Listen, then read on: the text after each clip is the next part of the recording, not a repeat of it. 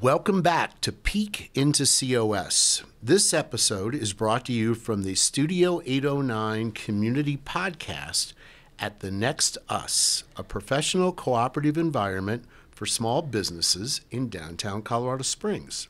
Today, we are welcoming Aubrey Day, co-owner of Bread and Butter Neighborhood Market. Welcome, Aubrey. Thank you, Doug. Happy to be here. Great. Nice to have you here as well. So before we get into the actual opening of Bread and Butter, which is a story in and of itself, I'd really like to learn more about you. So why don't you give me your background and how in the world you ended up at Bread and Butter, but Sure. What led to it? Yeah, happy to. Stacy and I always appreciate the opportunity to tell the story of our store and how it came about, and really kind of it sets the foundation and the basis for what we care about and kind of the premise behind our store. So Stacy Poore is my co-owner. She would have loved to be here today, but we are full-time staff in the store, and so it's very rare that you can get both of us at the same time. I understand. The only place you'll find us at the same time usually is in the store together working. So Stacy and I met through a mutual friend about 6 years ago, and it turned out that we had both shared with that friend that we had a dream to open a little grocery store. We have very different stories in how we came to it. I grew up in Colorado Springs and lived in Brooklyn for a little while after college. And when I lived there, I shopped the little neighborhood and specialty markets, and it was one of my favorite things to do. Oh, wow. I loved the feeling of it. I loved, sort of the choices you were able to make, where you were able to spend your dollars, with little mom and pop owned businesses. And it just made shopping and food purchasing such an enjoyable experience. You bet. In addition, it does so much for the neighborhood. Every neighborhood there could sort of identify with their local store. They knew the people there, and it was a place that they liked to be in their neighborhood. Stacy had a dream to open a store since her boys were young, which was 30 years ago. And she's been in the Springs that long as well. It just never was quite the right time. She was raising a family. She had different careers. And fortunately, sort of serendipitously, we kind of came to it at the same time that this is the time to do it, and shared that. And it happened to be that downtown was looking for a grocery store at that same time. And so neither she nor I said, I want to open a grocery store downtown necessarily, but the model works downtown where people want to walk. There's a lot of people coming to work. There are more and more people coming to live in an area where they can walk to the places that they need to go. Well, I think it's interesting that neither you, and I'm guessing Stacy as well, didn't have a food background or a retail background per se, correct? Yeah. So tell listeners what you did. Yeah. Neither of us came into this to be entrepreneurs. Both of us came to this because we care about food and we care about community. Right. So Stacy's last career before the store opened was as the chief operating officer at Care and Share Food Bank. And so she has a real sense of food needs in the community from that background, as well as, sourcing food and that kind of business side of it. I came from public health last. My career was in community health, sort of community design and how that supports healthy lifestyles.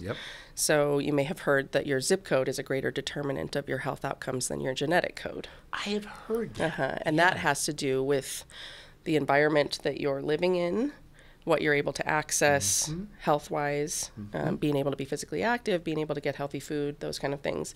So both of us, it makes sense when you think about it that way, that we understand the need for food and the value of a food store in a neighborhood and what that does for a neighborhood.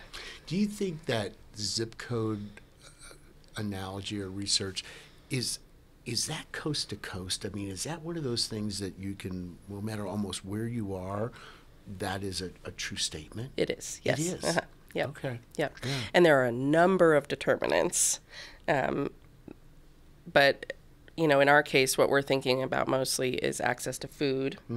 And there was no grocery store downtown. Right. You had to drive, and if you didn't have access to a vehicle, you were using a bus or a bicycle, and it makes it a bit more difficult to be able to access the food that you want, to be able to prepare healthy meals and get fresh, produce and meat and, things like that. You bet. So let's talk about the magic timing of your opening. Okay, so you opened the neighborhood market in September of 2020. Yep. And prior to that, there really wasn't any downtown grocery or market. To your point, there seemed to be a need. And what was the inspiration that got you to Sure. open the doors? So we created a business model and a business plan as early as late 2018. Okay. And that was kind of based on some downtown reports that showed that their number one priority for downtown was a grocery store. Yep. That was the biggest lacking amenity for the area. And so we created a model around that, and it took us a long time to find a location. Yeah. So that was probably our biggest challenge early on. And Teresa Farney from the Gazette reached out and said, let's write a story about what you guys are thinking. And we said, we don't really have a story yet because we don't have a location. And she said, well, maybe this will do it. Yeah, and it turned out it did. Okay, good. Yeah. So had that little article, and Gary Pfeffer reached out and said, I own some properties with my former partner's widow, and we really want a grocery store downtown, so let's look around and see where we can get you. And so nailed the location. It took a while to get in there. There was a tenant in there. I remember. I remember, Gary, we were going to one of those big community meetings where you guys presented. And right. With Chuck Murphy, we were all over there talking about yeah. what this could be. Right. Yeah. So I know the planning stages took a long time. Yeah. So we intended to get in there a lot earlier, but the tenant had some delays to get out. And we finally found a contractor, and we signed a lease right about March 1st of 2020. Just what your banker and any investor would say. Let's do. And nobody had any idea at that time how long it was going to last. And so we just kept trudging forward. And fortunately for us, we didn't know any different. We didn't know about running a business not in a pandemic. So it was, Yeah. that may have worked to our benefit. Well, and with your background in public health, I'm sure you were dialed into what we can do, what we can't do, what we shouldn't do. Right. Yeah, like all of us. But you had some inside baseball there. We did, yeah. And being a small market, there was actually an attraction for that for a lot of folks that were a little leery about going to the big markets and kind of that crowded area to shop. Ours is a little less crowded than some of the big box stores and easier to access, and so that ended up working to our favor. I'd heard the term used that Colorado Springs and specifically downtown had been a food desert. What does that mean? Essentially, can you access fresh food within a certain distance of where you live so that you don't have to be reliant on a vehicle, because quite a few folks are not. Yep. And so there are big stores kind of on every mile width perimeter of the center of downtown. And so, Stacy has a story that she was working downtown for a while and couldn't find a banana. Couldn't find a banana. It's something as simple as that. And at the same time that downtown was sort of really focused on bringing in a lot more residents, a lot more rooftops, there had to be a place where people could access food easier. Bet. So our market happened to be ideal for, kind of the density that exists downtown and the lifestyle that people are looking for. When we wrote the model, there were upwards of 20,000 people commuting to downtown every day. Okay. That didn't happen for a long time. No, sure did. And it probably has not come back to that level. Probably 75% of that. But that's probably the largest base of that's our largest customer base, is the commuters. Yep. So being on Nevada is so critical for us. Sure. Being that pass through that people are coming in and out of downtown for work or to visit downtown stores or other amenities downtown. Well, I had read as well in an article that, you had worked with our friend Tatiana Bailey, who at the time was at UCCS, and really did a feasibility study on this business with the predictions that you would do well. And I guess knowing, as you said, when you open during a pandemic and don't have a history to point back to, talk about just what the challenges were like for you and Stacy in that first year. Well, honestly, our greatest challenges were just getting open. So Stacy and I are not independently wealthy, and it turns out a bank wants you to be independently wealthy. Interesting. To invest. Yep. And so we could not qualify for any bank loans.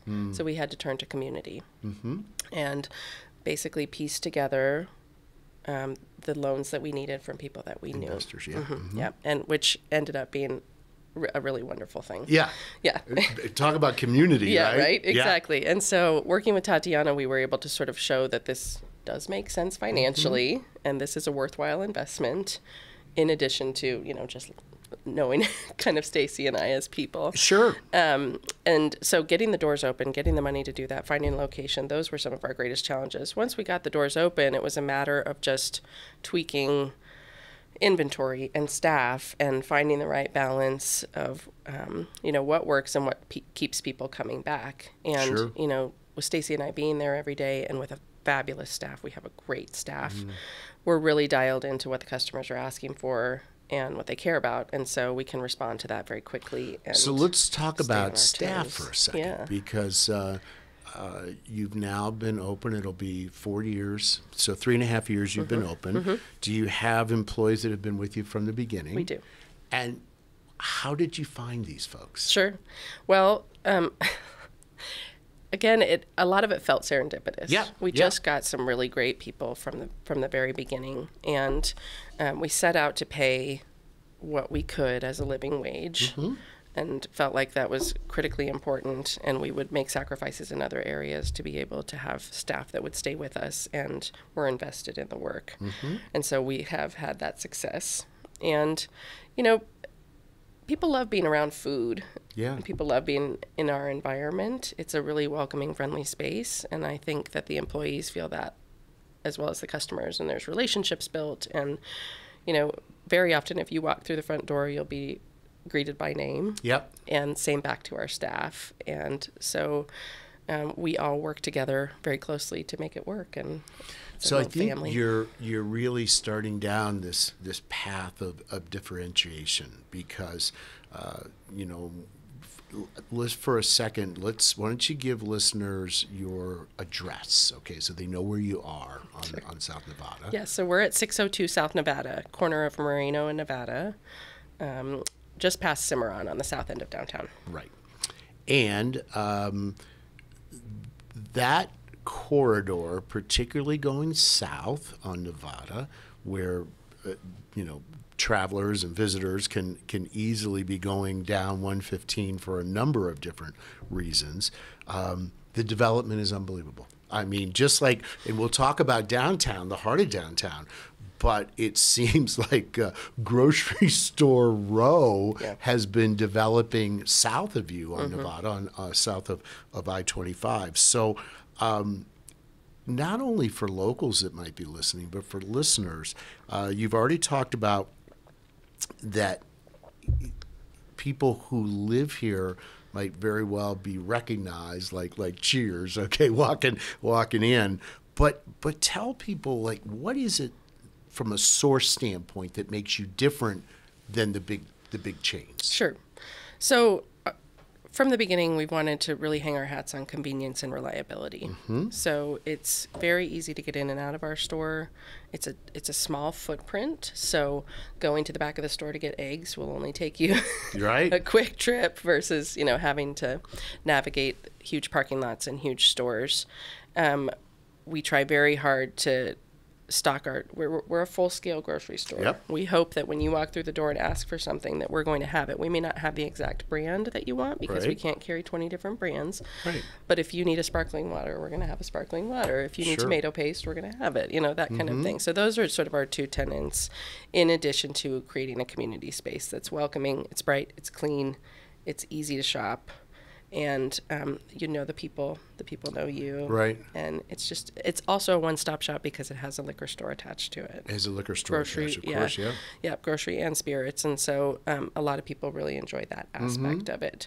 Our prices are a little bit higher than a big box store. We can't access, what we're paying for a case of milk, is what King Soopers has it on the shelf for, Yes. So that is you have people choose how to spend their dollars, and is it worth your time? Is it worth investing in a local business to spend those extra dollars to shop in our store? We also carry a whole lot of local items that some of the big stores don't. For example, I mean, our baked goods, when you walk in the front door, are from 5 or 6 local bakers. The smell just the best. Gets you right as you walk in. We've got local duck eggs right now. We've got some sourdough boulangerie bread. We sell a ton of sourdough boulangerie bread. They're here in town. We have some prep foods in the front, locally made sandwiches, salads. French Kitchen brings in a whole bunch of stuff for us. That's a big draw for us. Tell people about the French Kitchen, because it's just such a unique. Yeah. It's a great amenity for our community. It's a teaching kitchen and a cafe started by a French woman out of her kitchen when she first came to the United States, and has, just exploded. People really love what she offers.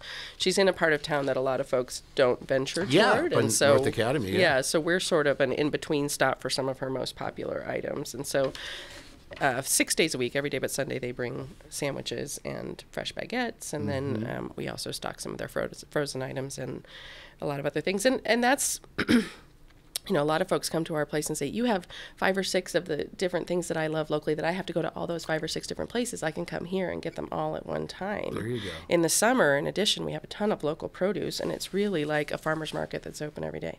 The other thing that sets us apart is we're open from 7 a.m. to 9 p.m. every day of the week. We're closed on Christmas. We closed 1 hour early during that bad storm on one day. I mean, we're always open. That's nice reliability as well. How many employees do you have? We have 9. You have 9, including Stacy and myself. Okay. Yes. So it's a small group, and we are small and mighty. And how many parking spots? Well, there's actually parking along the street. Yes, there is. There is free parking on Nevada if you're willing to take that risk. We have a parking lot, which to get a parking lot in downtown Colorado Springs, we have Gary Pfeffer to thank for that. And so we have about 20 spaces there. And then there's additional parking in the back if there's an event or something. We sometimes have food trucks. During the winter months, we have a raw milk delivery that happens in our parking lot. So we want to create sort of an event space there. We do have a patio outside where you can sit and have your sandwich or your pastry that you've bought in the store. Yeah, see, I think for visitors, this is something that is really a hidden gem, because as much as you rely on commuters, as you talked about, one of the reasons we're doing this podcast is because people ask because you're just 2 blocks from where we are at the visitor center, and people come in and ask all the time, like, where do the locals go? Because they do what they want to experience. So it's for a family or for a couple that's looking for breakfast, lunch. I mean, takeout, and as you said, you've got tables outside for people to enjoy. It really is a place where local residents like to go, and we're hoping that visitors will take bread and butter and think about, this is, as we're heading on out, or we're coming back to our hotel or to our Airbnb or wherever it is they're staying, that they can stock up. Yeah. We did as part of, when we did the feasibility study with Tatiana, we also did a number of open houses, getting community input on kind of what the design of the store should look like, what the product mix should be, that sort of thing. And almost every time people would say, when I visited X, Y, or Z, they had a little store there that we went to every day that we loved, and we can see this happening here. And so, yes, it's definitely a visitor destination. Well, and I love your analogy early on about Brooklyn, because you're right. I mean, in Brooklyn, you're walking, for the most part, and there are a number of family stores and places that you're supporting, and at the moment, you are one of one. Before I moved here, I didn't get here until 2011, but I was told that just north of you, there had been a grocery store like where the big motorcycle, is Yep. it Suzuki? Was that a Safeway or? I'm not sure it was that was a larger market, but Okay. the city used to be saturated with small markets. Sugar's was a grocery store. Okay. Yeah, I didn't they realize were that. were all over the place. Okay. Yeah, and in an ideal world, every neighborhood deserves a store like Yeah. this, and it just takes takes a lot of work and the right space for it, where you're going to get enough traffic, and but I think over time we'll see more stores like our own. Well, our downtown Colorado Springs is it really is going through a renaissance, and for visitors who will be looking on the visitor's guide and looking at the Olympic and Paralympic Museum and what's going on at Widener Field, and all the things that are, as the new Pioneers Museum reopens, and all the things that are happening downtown. Those are great for our visitors to take advantage of. Plus, obviously, we have restaurants, we've got hotels that are all within an easy walk of where you are. But we're about to go through a apartment renaissance. I mean, within walking distance of bread and butter. Probably goes back to your feasibility and your research that said, okay, nobody factored in the pandemic, but if a business can survive and get through that, the future looks really bright. It does. Yeah. So let's talk about what the future holds for bread and butter. Sure. So there has been some benefit to having this sort of delayed period where we could kind of get our feet under cut us. our teeth. Yeah, exactly. Sort of really understand what works just in time for it to sort of change a little bit for what's going to work for a much larger population. Sure. And yeah, you're right. We look out our window and we can see cranes all around. Right. It's sort of wild to witness. So just sort of keeping doing what we're doing and doing it better every day. There's a large demand for prepared options for easy dinners and things like that. So we're always trying to expand that sort of grab and go option. And, it may mean having to grow a little bit. We have that possibility where we are, which is nice. And so we'll just kind of take it step by step and do what we do every day and just keep welcoming people in and keep providing good food. No, it's a special place. So let's do something. Let me before we start to head towards the end here, I'm going to take a quick break and give a shout out to our sponsor of this episode, which is our favorite, Colorado Springs Airport. I hope visitors, if you're listening to this and you haven't made your plans to travel yet, please look hard at our airport, because there's really something special about our airport that drives travelers wild. Maybe it's the friendly customer service, the stress-free security process, or the laid-back vibe. Whatever it is, it's easy to see why so many people are falling in love with Colorado's small airport.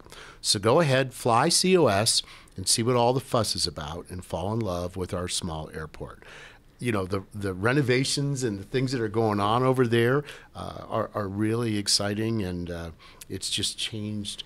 It's changed the outlook for a lot of people who used to automatically think of going to Denver and to fly in and out, and our airport is just making a lot of fans. So let's do something from here as we start to wrap up. I've got 3 questions that I ask all guests. So here's the first one. In 3 words, how would you describe Colorado Springs? Gorgeous. Sunny. Sunny. Unique. Gorgeous, sunny, and unique. I like that. I like that. As we're sitting here looking out at Right, snow-capped Pikes Peak, I know. What is your favorite hidden gem anywhere in the Pikes Peak region that you like to go? Oh, gosh. Well, I live close to Palmer Park, and I think Palmer Park is highly underrated. Yeah. Tell visitors about Palmer Park. So it's a park right in the middle of town with great trails, great views, It's a little less crowded than some of the other parks that draw in a lot more folks. I take my dog up to the Mesa. There's an off-leash area, and we just run around up there, and the views are incredible. The foliage up there is beautiful. It's just a real gem. Okay, so Palmer Park, we don't want everybody to go. No. But, yeah, you're right, because people do know North Cheyenne Canyon. They do know Garden of the Gods. Red Rock, exactly. Yeah, So Palmer Park, that's your little hidden gem right in the heart of the city. Yep. So you grew up here. Do you still have a place on your bucket list that you haven't done yet? In the Springs? Yeah, or in the region. But yeah, Colorado Springs or the Pikes Peak region. Oh, gosh. You know what I'm really looking forward to, and maybe this isn't a great answer, but I'm really looking forward to the chapel opening on the Academy again. Oh my gosh. Because I used to go there as a kid with my grandparents, and it's been such a long time since I've been even on the Academy, and to go up there once that's renovated will be really special. For listeners, the chapel on the Air Force Academy grounds, we're recording this in 2024. It looks like a big Christmas box, and because it's being remodeled, renovated, all the asbestos, everything removed. The earliest date that we have for it opening is sometime in 2027. Wow. That it's still about 3 years away. Wow. There's a new hotel that's going to open. Visitors Center. Yeah, and the new State Welcome Visitor Center that will be opening up there. But okay, so besides the chapel, which it's almost like a tease because you can't get there yet. Was there a place that you? I have tickets to go to Lulu's downtown next week. I'm really excited about that. Yeah. So tell people a little bit about Lulu's. Yeah, I have never been there. It was in Manitou. Yep, it used to be called Lulu's downstairs, and it moved to a great sort of. It's going to be a perfect music venue. It has been a music venue in the past, right downtown, and intimate, fun. You can go to the restaurants. You can park, go to a restaurant, go to see music, go out for a drink afterwards if you want to. It's going to be a really fun time. Thank you for saying that, because I think, people, particularly if you don't live here in Colorado Springs, that we have so much to do during the day, so much outdoor recreation, our trails. It's what really got us through the pandemic for people who want to do all things outdoors, and that's what makes this place special. But I think that our nightlife really is picking up, not only in the quality of our restaurants, but the quality of our outlets available to people at night are fun. So it's great that you're going to Lulu's next week. That's great. Well, tell listeners, to wrap up, when we talked about your address, let's repeat the address. Let's talk about the website. Give everybody all they need to know of how to follow and learn all things bread and butter. Sure. Yep. So again, we're located at 602 South Nevada Avenue on the south end of downtown, 1 block south of Cimarron. We're open every day of the week, 7 a.m. to 9 p.m. The best way to sort of keep track of what's new, what's exciting happening around the store is through our social media profiles. Our website is really just a landing spot to sort of give you a rundown of the store, but will lead you to those spots. So we have a Facebook page and an Instagram page. Bread Butter COS is our handle on those. And then we have a weekly newsletter you can sign up for too. That's great. Well, Aubrey, thank you for sharing all this. And I guess to our listeners, if you're local, you already know about that bread and butter, so you can go down there and be seen. And for visitors, this is a place that you can go and feel like you've discovered a little hidden gem that those of us that live here know about, that we won't necessarily tell everybody about. But that's what we're trying to do with this podcast, and let people know to come down and support our community, support the food, and just support a great small business in downtown Colorado Springs. So Aubrey, thank you for being on the show. Thanks so much. It was a lot of fun. Great.